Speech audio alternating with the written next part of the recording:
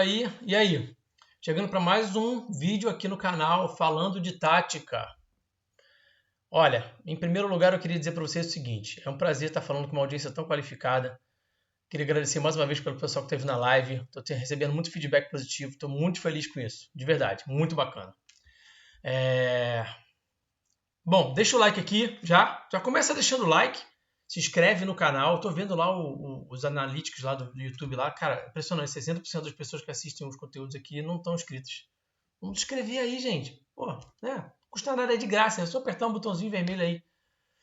Pessoal, é o seguinte, hoje eu vim trazer um conteúdo que eu acho bem bacana, bem legal, que traz um debate legal, e eu sei que a minha audiência aqui é muito qualificada, a gente gosta de falar de futebol de uma forma mais profunda, de debater coisas bacanas. Então eu resolvi trazer para vocês hoje um debate, um assunto que é o seguinte, que é o falso 9. Vou trazer um pouco de contexto histórico, de conteúdo histórico, sobre o dia, o famigerado dia lá do 6-2 do Messi, fazendo aquele estrago no Real Madrid, da estreia do conceito de falso 9, como o futebol moderno é entendido, né? E vamos falar também um pouquinho sobre o Roberto Firmino, sobre esse jogador que, na minha opinião, é bastante subestimado aqui no Brasil.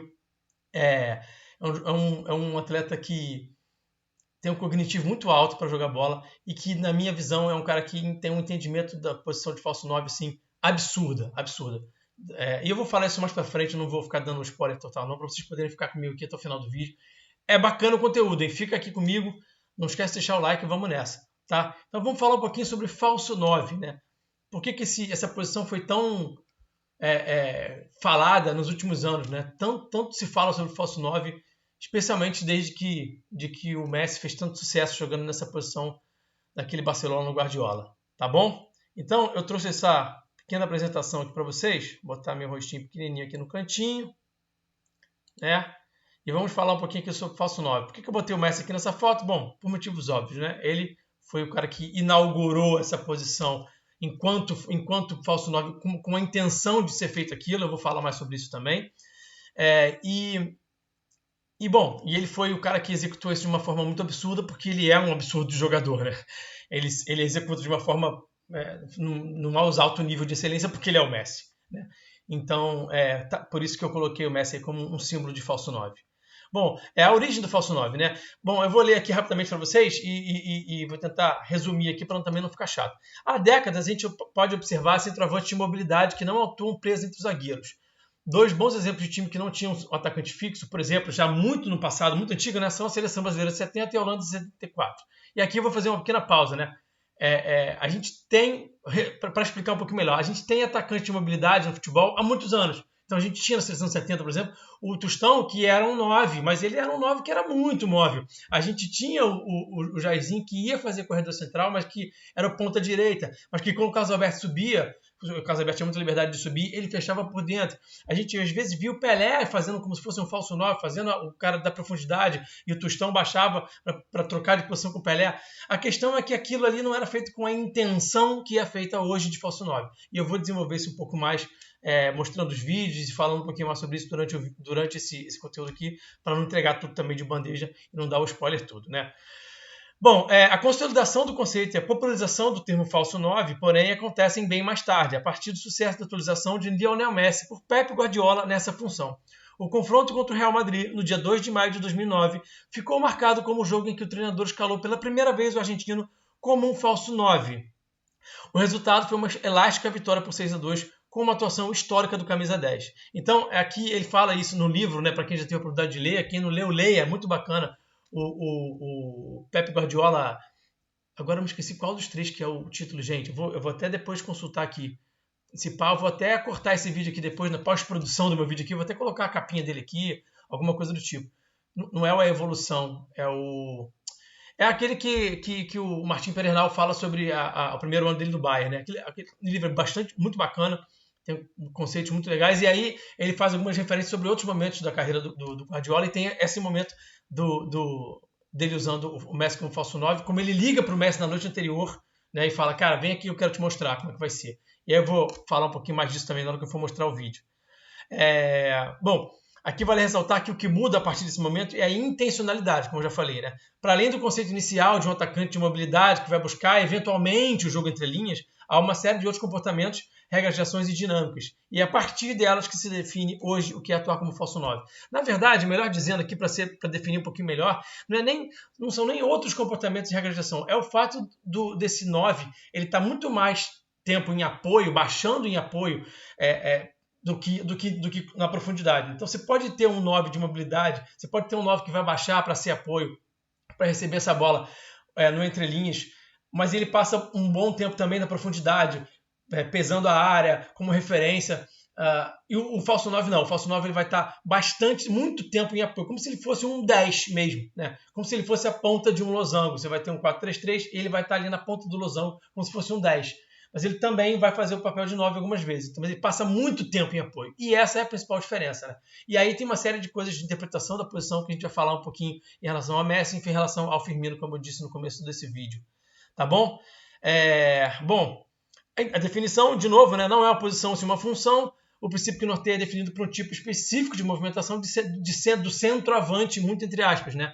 Sai do posicionamento inicial ali entre os zagueiros, na última linha, né, como está nesse campinho aí, e ele vai buscar esse espaço entre linhas. Então ele vai buscar esse espaço na diagonal nas costas dos volantes. Ele vai buscar um espaço em que ele gere dúvida entre o zagueiro e o volante. Será que o zagueiro vai saltar? O zagueiro fica na dúvida: vou saltar atrás dele, vou libertar espaço nas costas, vou deixar essa vulnerabilidade, vou desarrumar essa minha última linha, ou eu vou deixar ele para o volante, mas aí se o volante também não perceber, ele recebe essa bola nas costas do volante, fica vulnerável, fica um espaço. Então é uma forma que o Guardiola, muito inteligentemente, percebeu de se criar essa vulnerabilidade, de se fazer gerar essa dúvida e de incomodar, né, de machucar os defensores adversários. E aí, de novo, né, com intenção específica e deliberada de fazer aquilo, né? Essa aqui é a grande questão em relação ao falso 9. Não é só você vir ali de vez em quando fazer apoio, não é o cara que tem uma mobilidade e que não está sempre lá preso na área e vem baixar para receber. Essa aqui é a grande diferença em relação a esse conceito. E aí eu sei que vocês gostam dos vídeos, já estou indo para os vídeos. Eu também gosto dos vídeos, também é minha parte preferida. E bom, o melhor falso 9, tá, entre aspas, é brasileiro, porque o Firmino, para mim, é o cara que melhor soube interpretar a posição, em termos de entender a hora de estar no entrelinhas, a forma como ele interpreta os espaços, a forma como ele consegue deixar os adversários em dúvida, a forma como ele realmente se coloca entre linhas, a forma como ele executar nem sempre, às vezes ele não executa tão bem, mas é muita interpretação das vantagens dos espaços, como ele se coloca para ser esse cara que entende essa posição, e tanto ele entende, ele foi tão importante que o Liverpool jogou muito em função dele. O Klopp usava muito ele como um cara importante nessas dinâmicas, e a gente está falando de um time histórico, gente. A gente não está falando de qualquer time, a gente está falando de um time no Liverpool que foi histórico, e o Firmino está nessa história. Esse trio de ataque Firmino, Salah e Mané é um trio histórico para a história do futebol. Desculpa a redundância, mas é um trio que tem uma importância gigantesca na história do futebol, porque esse Liverpool é um time histórico, um time muito marcante, e o Firmino está ali como uma peça central disso, né? Como um cara muito importante. Rodava muito em volta dele naquela época o jogo. Passava muito por como ele ia se movimentar, como ele ia gerar o apoio, e os companheiros iam rodar em volta dele, iam se movimentar em volta dele a partir de como ele ia se movimentar. Então é muito interessante perceber isso. E é uma pena que no Brasil, às vezes, a gente tenha um pouco a gente subestime um pouco o jogador, né? Porque o cara não é tão bom assim no drible, ele não é tão fantástico, ele não faz as arrancadas, ou porque ele não faz gols espetaculares, a gente acha, não é tão bom assim. E, infelizmente, a gente ainda tem essa visão aqui no Brasil.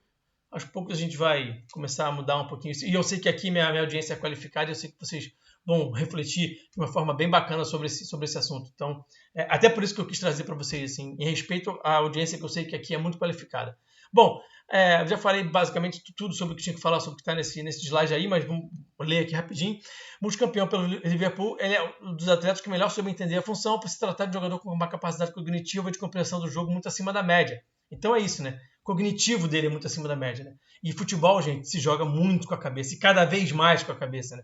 Cada vez menos você tem espaço, cada vez mais você tem que tomar boas decisões, cada vez mais você tem que interpretar o jogo, e nesse sentido o Firmino é bom demais.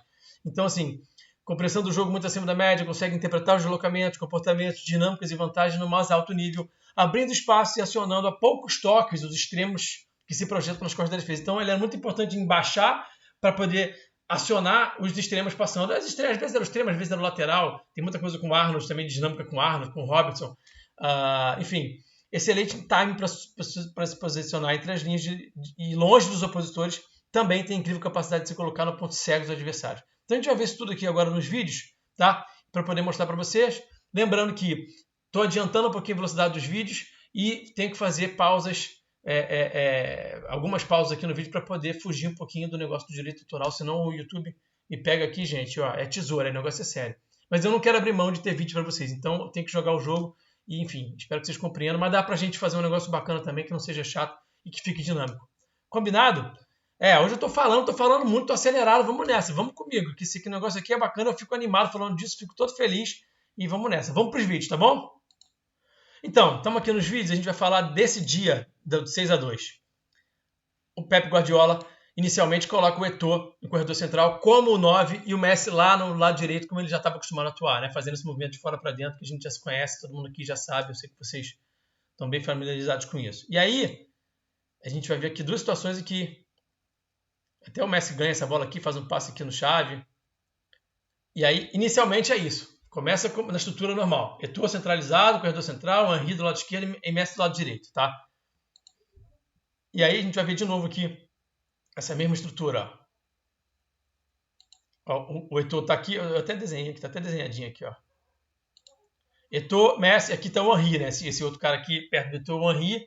Aí você tem Xavi, Iniesta, não sei quem, não me lembro quem era o primeiro volante na ocasião, se era o Keita ou se já era o Busquets, confesso que não me lembro de cabeça. Enfim, e aí a gente tá vendo de novo esse mesmo posicionamento, né? E aí, ó, aos 10 minutos de jogo, o Guardiola dá ordem para que troquem de posição, tá? O Guardiola tinha até um pouco de cabelo nessa época ainda. E aí, ó, a gente já vai ver o seguinte, ó. Messi no corredor central e o Eto'o já lá do outro lado aqui, ó. Vou até puxar um pouquinho aqui que eu tenho que diminuir um pouquinho, dar um pouquinho de zoom também na imagem aqui também para poder dar um driblezinho no YouTube, gente. Não tem jeito, tem que ser assim. E aí a gente já vê essa dinâmica, tá vendo? E aí assim que ele baixa, ele já gera essa dúvida aqui no zagueiro. O zagueiro fica naquela, eu diminuo e gero espaço nas minhas costas, né? Os volantes também já não sabem mais muito para onde ir, o que fazer. Está nas costas do volante, mas está tentando se colocar distante do zagueiro para gerar essa dúvida no zagueiro. E aí a execução do Messi é absurda, né? Porque o Messi ele faz isso aí, ele pifa os caras, deixa os caras na cara do gol, mas se precisar ele conduz, arrasta, dribla todo mundo, vai para dentro do gol. Ele consegue variar corredor, jogar de um lado, jogar do outro. Ele é o Messi, né? Então, nesse primeiro momento, uma das primeiras bolas que ele pega como falso 9, ele já deixou o Henry na cara do gol, muita qualidade para fazer o passe, vocês viram, né? Como ele dá uma cavadinha, enfim. E aí começa. E aí o que vem na sequência é um baile coletivo e individual, porque o Mourinho não estava preparado para aquilo. O Real Madrid não estava preparado para aquilo. Então, nem lembro se era o Mourinho mesmo, tá, gente? Posso estar incorrendo em erro aqui. Eu acho que já era o Mourinho. Mas, de uma forma geral, o Real Madrid não estava preparado para aquela situação. E aí fica uma loucura. Aí a gente vai vendo aqui, ó, de novo. Ele baixa, aí, como eu falei, né, se precisar, ele tira um, tira dois, conduz, atrai os 2, 3 adversários para ele, e a gente sabe disso, né? Ele faz muito isso. Atrai 2, 3, na hora que vem 2, 3, ele joga para quem está livre. Isso é uma coisa óbvia do jogo. Se você tem 2 em você, vai ter um companheiro seu livre. E o Messi usa muito isso, muito bem, né? Inteligentemente, né? Além de com a bola no pé ele ser um gênio, ele é muito inteligente para jogar, né? Para perceber os companheiros livres. E a gente tem de novo isso aqui, ó. O Messi baixando, desarrumando a linha adversária e o Henry já atacando o espaço, né? O Henry era muito bom nesse ataque ao espaço, nessa ruptura, né? E aí você tem um cara como o Xavi, por exemplo, de frente para o jogo, com bola descoberta, o Messi gerando dúvida nos zagueiros, nos volantes, você tem essa situação aqui, né? O Henry ficando nessa situação, e isso inclusive dá gol, é gol do Barça. Então, assim, o Guardiola, enfim, não preciso nem falar o quão importante que esse cara é, o quão inteligente que esse cara é ele é muito incrível. Sei que tem uns e outros aí que vão hatear, mas ele não tem tanta chance assim, mas enfim. Eu não vou nem entrar nesse mérito agora, porque nem vale a pena. E aqui a gente tem o Messi recebendo de costas e girando, né? Que é aquilo, né? Ele te entrega jogo a poucos toques, ele te entrega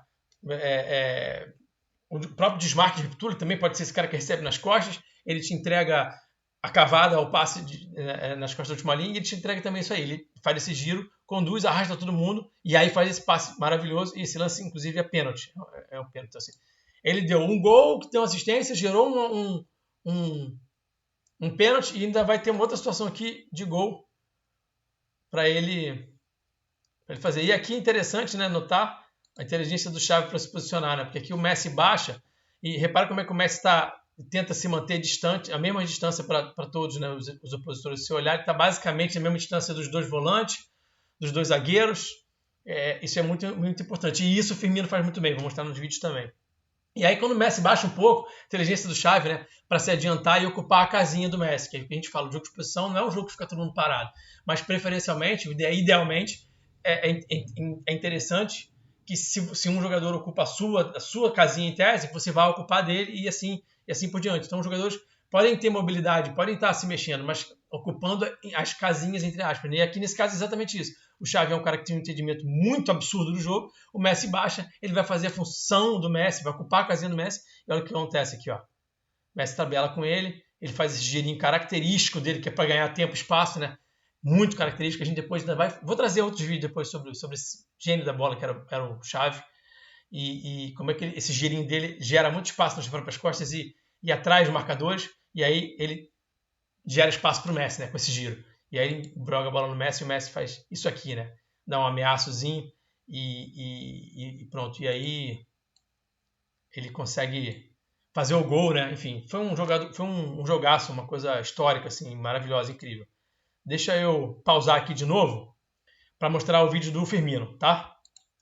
Então agora vamos ver aqui o Firmino, pessoal. Eu tive que botar a imagem um pouquinho mais zoomada para poder tentar dar aquela dribladinha, como eu falei aqui, para os nossos direitos autorais. E se tiver, de repente, se a gente não estiver conseguindo enxergar alguma coisa bem, eu tento mexer a imagem, que eu consigo fazer isso aqui com a imagem, manipular aqui no programa que eu uso para fazer os conteúdos aqui para vocês. Vamos nessa. Então, o que acontece com o Firmino? Ele tem isso aqui, ó. Deixa eu diminuir um pouquinho eu aqui. Tentar me tirar para cá aqui. Não, vamos deixar aqui. Ele tem isso aqui, ó. Deixa eu, enquanto está pausado, eu vou ficar aqui. Ele tem muito isso aqui, ó. Ele mantém uma distância igual do volante e do zagueiro. O zagueiro fica muito na dúvida se vai atrás dele. Ele se coloca ao lado do volante. O volante também fica naquela dúvida de dividir com ele ou com outro companheiro que está mais perto. Ele gera muita dúvida com os posicionamentos dele e com os deslocamentos dele, né? Deixa eu soltar aqui.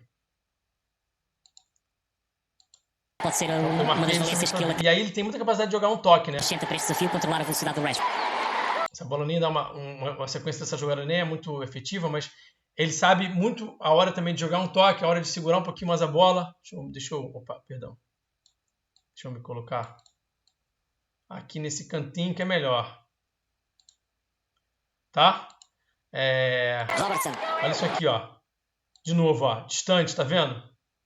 Distante dos zagueiros, distante dos adversários. Mesma distância do volante, né? Isso é feito com intencionalidade. Isso é feito de propósito. Isso é uma leitura que ele tem para poder incomodar mais, para gerar mais espaço. E aí ele tem essa capacidade de jogar poucos toques. Já coloca o Salah numa situação favorável. Salah também já coloca o Mané. Então, a partir dessa movimentação dele, consegue girar, jogar, acionar o companheiro. Então, ele é muito inteligente nesses movimentos. Ele se coloca muito bem. Tem uma interpretação no nível muito alto do que é a posição e de como se colocar para gerar vantagem, para gerar dúvida nos adversários. Ainda mais do que o Messi, entendeu? Então, assim, a execução dele não é tão boa quanto a do Messi. Porque o Messi é o Messi. Ele não vai entregar, por exemplo, aquela condução, vai driblar 1-2, vai fazer um gol, vai parar dentro do gol. Mas o que ele vai te entregar de posicionamento é muito, muito, muito acima, muito incrível. É realmente digno de nota. Até por isso que eu estou trazendo esse conteúdo aqui para você. Então, olha ele aqui de novo, ó. Né? Nas costas dos dois volantes, tá vendo? Nas costas dos dois volantes. Aí o domínio não é tão bom, mas ele consegue consertar e consegue acionar o Salah atacando a profundidade, né? A bola não está muito fácil de dominar, o domínio não é tão bom assim, mas ele consegue consertar e fazer esse passe aqui, ó. Deixa o Salah numa situação muito, muito boa, né? Vamos tentar ver isso aqui agora.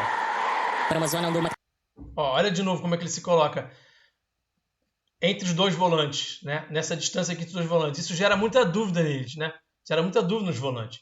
E essa é a posição lateral para os volantes, né? Não é nas costas, não é na frente. se coloca bem na mesma linha deles, né? Isso deixa eles muito na dúvida, né? McTominay e o Fred podem não conseguir. E aí, às vezes, eles jogam, para não falar só bem do Firmino, talvez às vezes ele jogue muito de primeira sem precisar, né? Se ele é um cara que talvez executasse um pouquinho melhor, por ele estar nessa posição aqui do lado do Fred e do McTominay, ele acaba jogando de primeira. Ele poderia, nesse lance aqui, como ele tem espaço aqui, vocês estão vendo que está marcado aqui esse espaço aqui, tem o juiz aqui, o juiz está marcando um pouco ele, né? Ele tem esse espaço, ele poderia girar e jogar, né? Mas ele se sente mais confortável fazendo esse passe de primeira. E aí, às vezes, ele exagera um pouco fazendo esse apoio, esse jogar um toque, esse apoio atrás, esse passe retorno aqui, né? Tem uma bola muito rápida entre a defesa e guarda-redes. Faz parte. Olha aqui de novo ele no meio de 3, né? Mais ou menos, eu desenhei aqui exatamente para mostrar para vocês como é que ele está no meio dos 3. A bola entrou em corredor lateral, ele se coloca aqui justamente para gerar dúvida aqui no Fred, né? O Fred acompanha ou não? O McTominay não sabe, ele está nas minhas costas, eu fecho no lateral, eu fecho no extremo aqui, ou eu me preocupo com o Firmino, né? Isso tudo por conta do posicionamento ótimo que ele tem. Firmino. E aí ele não se furta de sempre escolher a melhor jogada, né? Ele é muito inteligente também para tomar decisão. Então, olha ele aqui de novo, a capacidade que ele tem de se colocar no ponto cego, como eu marquei aqui, do McTominay, tá vendo? Ele tem muito esse entendimento, muito mesmo. Ele não... É claro que existe uma dinâmica coletiva de tentar encontrar ele, mas vai muito do mérito dele se colocar livre. Né? A forma como ele se coloca livre. Olha, mais uma vez, ó. E aí vai jogar um toque, né? Vai jogar de peito um toque. Ele sabe muito também jogar um toque para poder essa bola andar rápido, para essa bola girar. Né? Um falso 9 que fica segurando demais a bola também, a não ser que você seja o Messi e segura a bola para conduzir e driblar todo mundo para dentro do gol, não é tão efetivo assim, né? E aqui mais uma vez, ó, se precisar também, ele ataca a profundidade. Não é o mais forte do jogo dele, mas se precisar ele também faz esse desmarque de ruptura, também vai atacar a profundidade. Né? Então a gente tem isso aqui. Não é a última linha, já tem gente agora chegando nas costas dele, mas a gente vai ver um outro lance que ele ataca a profundidade. Então ele sabe fazer também esse 9, a função do 9-9, mas muito mais tempo ele passa fazendo esse 10, esse falso 9, e é por isso, e muito bem, como eu já mostrei aqui para vocês, e por isso que, na minha visão, é considerado um cara muito acima da média em termos de entendimento dessa posição, talvez o melhor de todos. Firmino. Olha ele aqui, ele vai atacar a profundidade aqui, olha. Então ele também tem esse entendimento, né? Olha esse lance aqui, como ele está atacando as costas da última linha. Como eu falei, não é o melhor que ele pode entregar, mas ele também entrega. Salah. E é interessante notar essa capacidade de liderança que ele tem aqui, né? De mostrar onde é que ele quer a bola, né? Ele aponta aqui pro Salah, né? Daqui. O Dalot dá um suporte. E aqui também tem uma diferença em relação ao atacante de mobilidade, em relação ao falso 9. O falso 9 vai baixar mais, vai baixar bastante. Vai estar numa zona bem baixa do campo. Às vezes o Firmino está mais baixo do que os volantes do Liverpool, né? Às vezes você olha, ele está mais baixo do campo que o Henderson e o Thiago, né? Para dar um exemplo. Ele baixa bastante, né? O atacante de mobilidade não faz isso, o 9 de mobilidade não faz isso, ele baixa menos, né? Então aqui você vai ver ele baixar bastante, e esse tipo de jogada aqui acontece muito no Liverpool, que é essa dinâmica aqui do Arnold, ele jogar um toque, o Arnold progredir, algum companheiro rompendo. Pessoal, era isso. Espero que vocês tenham gostado. É um conteúdo um pouco mais denso, um pouco mais profundo, mas eu sei que a minha audiência, como eu já falei aqui, é muito qualificada e espero que vocês tenham gostado. Deixa o like, se inscreve no canal. Foi mais um vídeo do Falando de Tática esse aqui. Teremos muito mais aí, tá? Obrigado mais uma vez, gente. Tamo junto. Aquele abraço e até o próximo vídeo.